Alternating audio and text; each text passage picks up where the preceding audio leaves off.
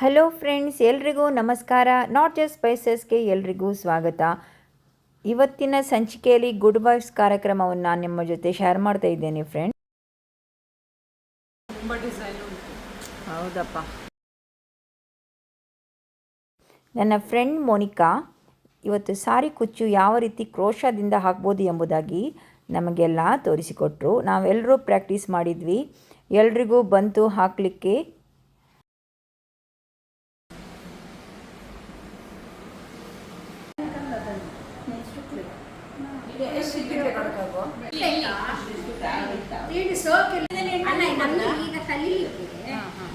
ನಾವು ಎಷ್ಟು ಉದ್ದ ಇಟ್ಕೊಳ್ಬೇಕು ಈಗ ನಾವು ಮಾಡೋದಾದ್ರೆ ಅದು ಹಾಗೆ ಇರಲಿ.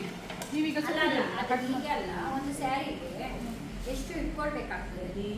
ಒಂದು ಸ್ಯಾರಿಗೆ ಬೇಕು ಒಂದೊಂದು ಬೇಕಾಗ್ತದೆ. ಫುಲ್ ಡಿಸೈನ್ ಮೇಲೆ ಹೋಗ್ತದಲ್ಲ, ಕೆಲವೊಂದೊಂದು ಜಾಸ್ತಿ ಇರ್ತದೆ ಡಿಸೈನ್. ಅಷ್ಟನ್ನು ನಾವು ಸುತ್ತಕೊಂಡು ಇಟ್ಕೊಳ್ಬೇಕು.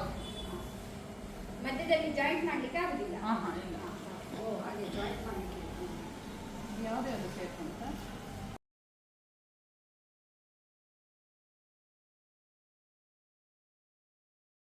ಮೋನಿಕಾ ತುಂಬ ಚುರುಕು ಸ್ಟಿಚ್ಚಿಂಗಲ್ಲಿ. ಚೆನ್ನಾಗಿ ಸಾರಿ ಬ್ಲೌಸ್ ಇರ್ಬೋದು, ಚೂಡಿದಾರ ಇರ್ಬೋದು, ಅವರ ಮಕ್ಕಳ ಡ್ರೆಸ್ ಇರ್ಬೋದು, ಅವರೇ ಹೊಲಿಯೋದು.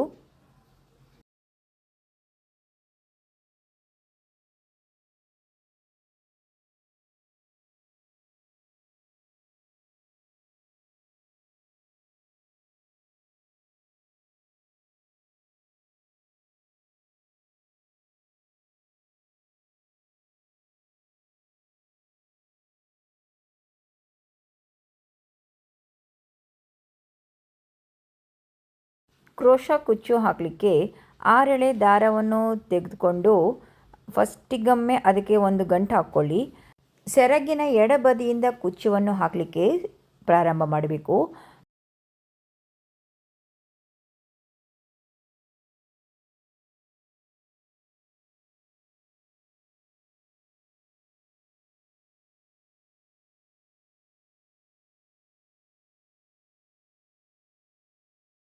ಕಲ್ತೆಗೂ ಆಯಿತು. ಈಗ ಒಂದು ಸಾರಿಗೆ ಹಾಕುವ.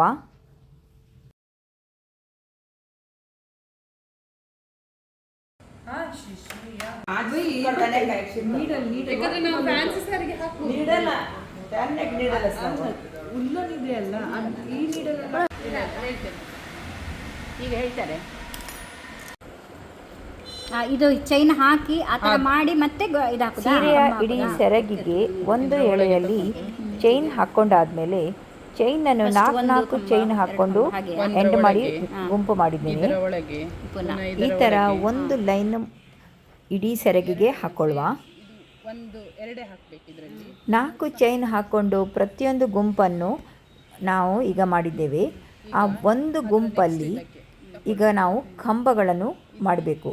ಪ್ರತಿಯೊಂದು ಗುಂಪಲ್ಲಿ ಕಂಬ ಮಾಡುವಾಗ ಒಂದು ಗುಂಪಲ್ಲಿ 1 ಎಳೆ ಕಂಬ, ಎರಡನೇ ಗುಂಪಲ್ಲಿ 2 ಎಳೆ ಕಂಬ, ಡಬಲ್ ಕ್ರೋಶ ಹಾಗೂ ಸಿಂಗಲ್ ಕ್ರೋಶ ಈ ಥರ ಹಾಕ್ಕೊಂಡು ಈಗ ಹೆಣೆಯುತ್ತಾ ಹೋಗೋದು.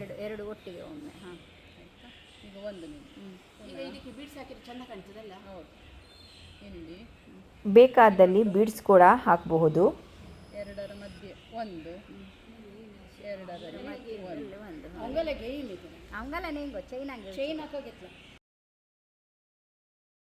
ಈ ಥರ 4 ಚೈನ್ ತಗೊಂಡು ಒಂದು ಗುಂಪು ಮಾಡುವ.